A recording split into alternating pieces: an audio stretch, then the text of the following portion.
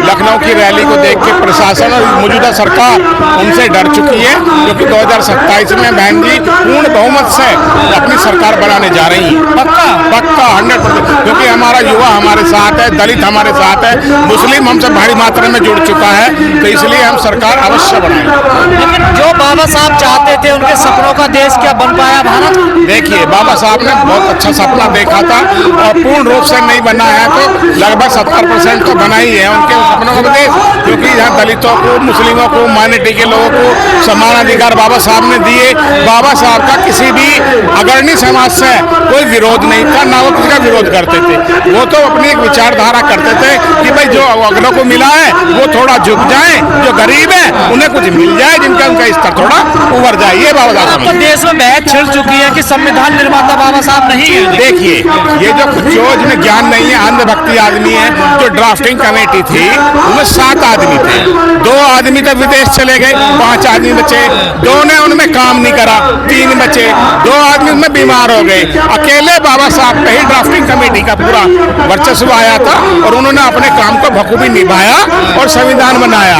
BN Rao का जो नाम ले रहे हैं वो कुछ नहीं थे, ना उन्होंने कुछ लिखा, लेकिन कुछ गलत भ्रांतियां फैला देते हैं लोग, तो लोग उन्हें मानने लगते हैं। अगर 100 बार झूठ बोलेंगे तो एक बार तो सच माना ही जाएगा। तो क्या ऐसे लोगों पर कार्रवाई होनी चाहिए? जो लोग गलत बहकाएं, दर्शाएं, कानून के विरुद्ध काम करें, उनके खिलाफ कानूनी कार्रवाई होनी चाहिए और उन्हें जो संविधान में जो सजा का प्रावधान है वो जरूर दी जानी चाहिए। 9 अक्टूबर को इतनी बड़ी रैली हुई बसपा की, अब 6 दिसंबर को 2 जगह बड़े इकट्ठे में लोग इकट्ठा हो रहे, क्या बसपा जिंदा हो रही है? बसपा पूर्ण रूप से कार्य कर रही है। हमारी बहनें, माताएं, युवा सब काम कर रहे हैं, गांव-गांव जा रहे हैं, घर-घर जाके SIR का काम भी करवा रहे हैं और इसी जागरूकता लोगों में आ चुकी है। इसी के कारण 2027 में हम पूर्ण रूप से सरकार बनाएंगे बहन जी। लेकिन देश में कहा जा रहा है कि बाबा साहब के संविधान को खतरा है। बाबा साहब के संविधान को कोई खतरा नहीं है, झूठी बातें फैला रहे हैं। किसी संविधान को बदलने के लिए पहले संविधान बनाना भी तो पड़ेगा। बनाने का कौन सा कार्य किया जा रहा? कोई कार्य नहीं किया जा रहा, केवल भ्रांतियां फैलाई जा रही हैं। इसीलिए संविधान का काम चलेगा। संविधान मौजूदा सरकार संविधान को खत्म कर रही है। मौजूदा सरकार संविधान को खत्म नहीं कर सकती, कोई भी संविधान को खत्म नहीं कर सकता जबकि कोई ऐसा अल्टरनेट तैयार ना हो जो इससे ज्यादा बेहतर हो। हमारा संविधान पूर्ण रूप से बेहतर और अच्छा है। बदलने की बात तो हो रही है ना, लेकिन कुछ लोग जो हैं जो सत्ता के बहकावे में आ रहे हैं, जो झूठी अफवाहें फैला रहे हैं, वही बदलने की बात कर रहे हैं, वरना और तो कोई। यहाँ पे इतना जन सैलाब आया हुआ है, आप किसी बात करके देख लीजिए, कोई संविधान नहीं बदलना चाहता। लेकिन हिंदू राष्ट्र की भी तो बात हो रही है। देखिए, हमारा देश जो है कोई एक विशेष धर्म का कोई राष्ट्र नहीं है, सब धर्म का सम्मान है और इसीलिए जो है हमारे देश में वैरायटी एंड यूनिटी यानी विविधता में एकता है और संविधान सबको समान रूप से देखता है, सबके अधिकारों को समाहित है। और तमाम बाबा तो सड़कों पर निकले हुए हैं ना। देखिए, बाबाओं को तो तपस्या करनी चाहिए, जंगलों में जाना चाहिए। उन्हें राजनीति से, प्रेम से क्या मोह माया है? उन्हें तो रखनी चाहिए इन बाबाओं को जंगल में भेजो, तपस्या कराएंगे।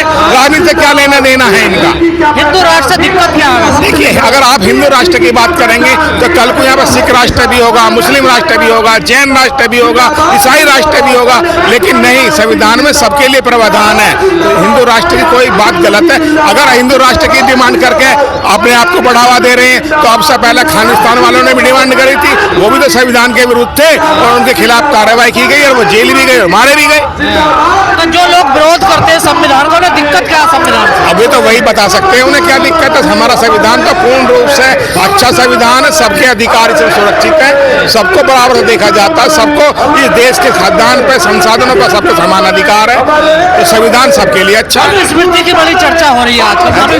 मनुस्मृति की बड़ी चर्चा। देखिए, मनुस्मृति अगर अच्छी होती तो उसका त्याग क्यों किया जाता?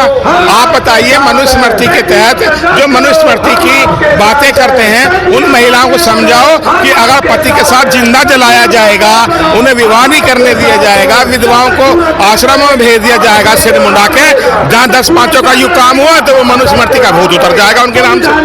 लेकिन तमाम जो बाबा है, जो शंकराचार्य है, रामभद्राचार्य जगत गुरु है, वो देखिए, अभी मैं रामभद्राचार्य की बात करता हूँ, मैंने भी वीडियो के माध्यम से देखा है, महिलाओं के बारे में इतना गंदा बोले हैं वो कि महिलाएं तो मनोरंजन का साधन है।